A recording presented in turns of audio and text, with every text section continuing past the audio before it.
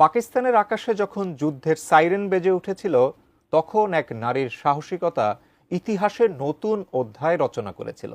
ভারতের রাফাল যুদ্ধবিমান ধ্বংস করে দেশটির আকাশ রানী হিসেবে আত্মপ্রকাশ করেন এই নারী।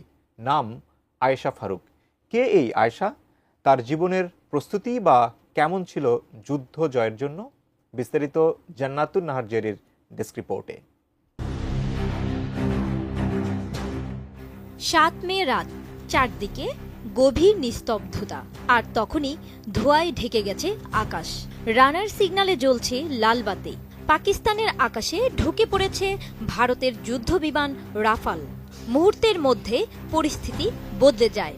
হাই অ্যালার্ট বেজে ওঠে সামরিক ঘাঁটিগুলোতে।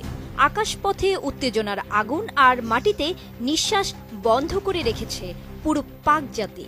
পাকিস্তান জুড়ে যখন এই অবস্থা, তখন সেই উত্তেজনাপূর্ণ মুহূর্তে ককপিটে বসা এক নারী, স্কোয়াড্রন লিডার আয়েশা।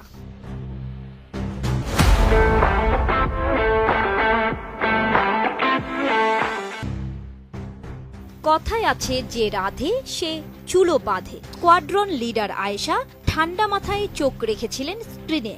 নিখুঁত নিশানা বেঁধে দিলেন কমান্ডো লক অন টার্গেট। মাত্র কয়েক সেকেন্ডের মধ্যে জেট-এনসি বিমানের আঘাতে ছিন্ন ভিন্ন হয়ে যায় ভারতীয় রাফাল যুদ্ধ বিমানটি। রাফাল বিস্ফোরিত হয় মাঝ আকাশে। ভারতের $288 মিলিয়ন রাফালকে ধ্বংস করে গোটা দক্ষিণ এশিয়াকে চমকে দেন পাকিস্তানের এই নারী pilot Ayesha. BBC, new York Times থেকে শুরু করে খোদ রাফাল কর্মকর্তাও স্বীকার করেছেন রাফাল ভূপাতিত হয়েছে। আয়েশা সেই পাইলট, পাকিস্তানের ইতিহাসে প্রথম নারী যিনি সরাসরি শত্রু বিমানগুলো ভূপাতিত করেছেন। ৩৭ বছরের আয়েশা ফারুকের জন্ম পাকিস্তানের বহওয়ালপুরের এক সাধারণ পরিবারে। বাবার মৃত্যুর পর মা তাকে এবং তার বোনকে একাই বড় করেছেন। ২০১৩ সালে তিনি পাকিস্তান বিমান বাহিনীতে প্রথম নারী ফাইটার পাইলট হিসেবে নিয়োগ পান।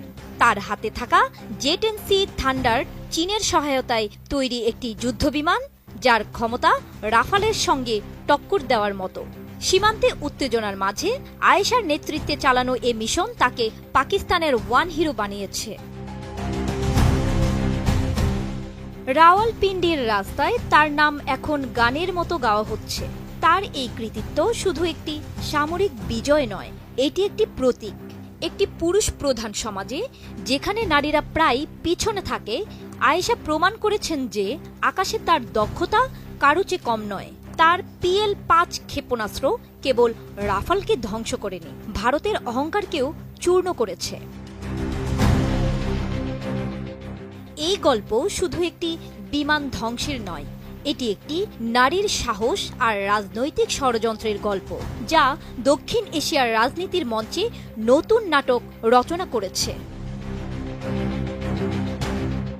জান্নাতুন Nahar Jerry, desk report, ATN news.